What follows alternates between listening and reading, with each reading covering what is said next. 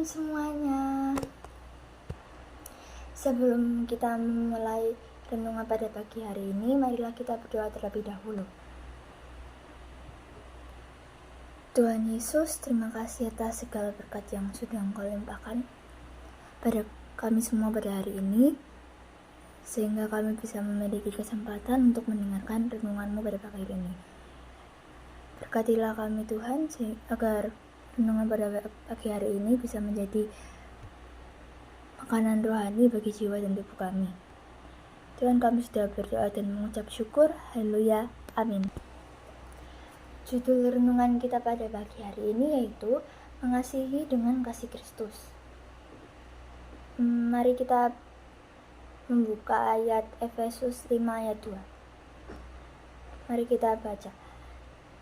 Dan hiduplah di dalam kasih, sebagaimana Kristus Yesus juga telah mengasihi kamu dan telah menyerahkan dirinya untuk kita sebagai persembahan dan korban yang harum bagi Allah. Amin.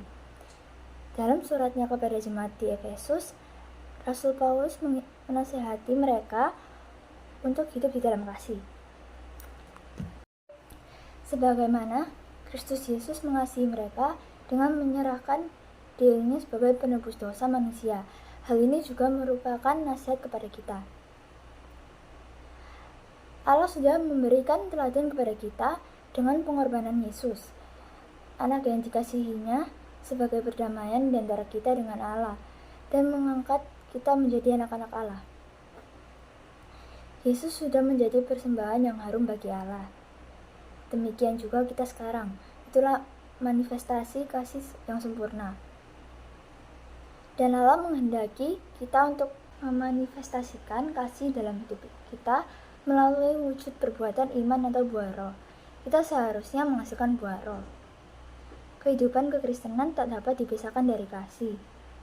Artinya, setiap orang yang percaya kepada Kristus harus memiliki kasih dalam hidupnya. Kasih yang seperti apa? Bukan kasih yang hanya digembar-gemborkan di atas mimbar atau ditulis dalam slogan dengan huruf besar dan tinta berwarna supaya menarik banyak orang. Tetapi kasih yang diwujudkan dalam tindakan yang nyata dalam kehidupan sehari-hari. Mengapa? Kita buka di 1 Korintus 4 ayat 7-8. Sebab kasih itu berasal dari Allah, dan setiap orang yang mengasihi lahir dari Allah dan mengenal Allah. Barang siapa tidak mengasihi, ia tidak mengenal Allah, sebab Allah adalah kasih. Amin. Oleh karena itu, setiap orang Kristen diperintahkan untuk hidup di dalam kasih. Jadi, mengasihi dengan kasih Kristus adalah gaya hidup orang Kristen. Tuhan Yesus berkata, dengan demikian, semua orang akan tahu bahwa kamu adalah murid-muridku, yaitu jikalau kamu saling mengasihi. Identitas orang percaya bukan hanya terlihat dari pengakuannya di muka umum bahwa dia adalah orang Kristen, melainkan juga dengan mendemokrasikan kasih Tuhan dalam kehidupan sehari-hari. Orang percaya harus hidup saling mengasihi dengan kasih Kristus. Hidup dalam kasih berarti harus membuang semua sifat manusia lama. Kita yang cenderung egois, mementingkan diri sendiri dan tidak punya kepedulian terhadap orang lain. Bukan hanya mengasihi orang yang mengasihi kita, tetapi juga mampu mengasihi orang yang telah menyakiti dan membenci kita.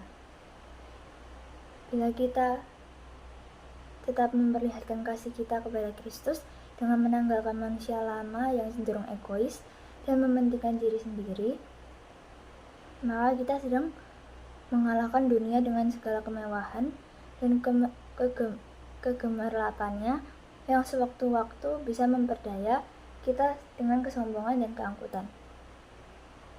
Dan terutama dari itu, kita seharusnya mau belajar meneladani kasih Kristus. Dalam kasih-Nya, Yesus memberikan teladan yang luar biasa,